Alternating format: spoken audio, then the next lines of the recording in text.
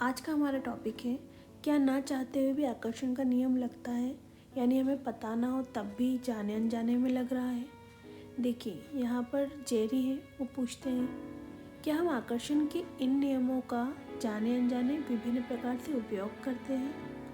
तो अब्राहम कहते हैं, सबसे पहले तो हम यह बताना चाहेंगे कि आपकी जानकारी में या इसके बिना भी आप सदा इनका पालन करते ही रहते हैं।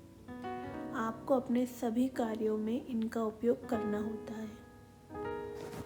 हम आपके इस प्रश्न की सराहना करेंगे क्योंकि यहाँ आप स्वेच्छा से निर्मित अपनी इच्छाओं को पूरा करने में उसके सोउद्देश्य उपयोग को समझना चाहते हैं।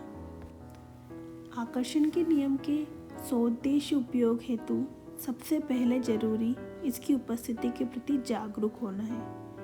देखिए, अगर हम कोई उद्देश्य है हमारा और हम उसे पाना चाहते हैं तो हमको पता होना चाहिए कि आकर्षण का नियम क्या है। चूँकि आकर्षण का नियम सदैव आपके विचारों पर प्रतिक्रिया देता है, इसलिए अपने विचारों पर आपको ध्यान केंद्रित करना बहुत ज़रूरी है। अपना कोई भी मनपसंद विषय चुनिए, उस पर स्वयं को लाभ मिलने के आशय से विचार कीजिए। दूसरे शब्दों में, उस विषय के उन सकारात्मक पहलुओं को चुनें जो आपके लिए महत्वपूर्ण हो। जब भी आप किसी विचार का चयन करते हैं तो आकर्षण का नियम उस पर कार्य करते हुए उस जैसे अन्य विचारों को आकर्षित करने लगता है, जिससे वह विचार और अधिक शक्तिशाली हो जाता है।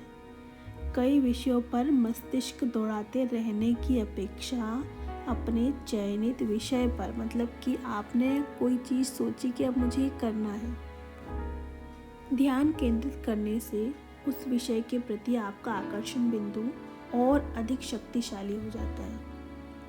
देखिए, ध्यान केंद्रित करने में बहुत असीम शक्ति निहित है। जब आप अपने विचारों, कार्यों या अपने साथ समय बिताने वाले लोगों के चयन करने की क्षमता आ जाएगी आपके अंदर, तब आपको आकर्षण के नियम का लाभ समझ आएगा। देखिए, जब आप अपनी सराहना करने वाले लोगों के साथ वक्त गुजारते हैं तो इससे आप में अपने प्रति भी सराहना का भाव जागृत होने लगता है। वहीं जब आप स्वयं में कमियां निकालने वालों के साथ रहते हैं तो आपके ध्यान आकर्षण का भी बिंदु अपनी कमियों पर पड़ जाता है। अब तक आप समझ गए होंगे कि आप जिस भी वस्तु पर ध्यान केंद्रित करते हैं वही विशाल होती जाती है, क्योंकि आकर्षण का नियम यही कहता है।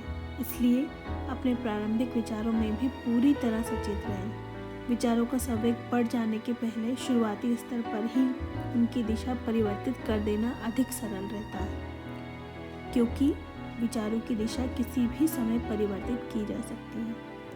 यहाँ पर कुल मिलाकर इस पार्ट में यही बताया गया है, चाहे आपको आकर्षण के नियम के बारे में पता हो या ना हो, ये हमेशा लगता है। पर अगर आपको आकर्षण के नियम के बारे में जानकारी होगी तो आप इसे अपनी इच्छा के अनुसार, जो भी उद्देश्य है आपका, यानी कोई गोल है, उसकी तरफ अगर आप लगातार विचार करेंगे तो उसी तरह की परिस्थितियाँ आपके लिए प्रकट होने लगेंगी, जो कि आपके लिए बहुत बहुत लाभकारी सिद्ध होंगी। इस वीडियो को देखने के लिए आपका बहुत बहुत धन्यवाद। Thank you.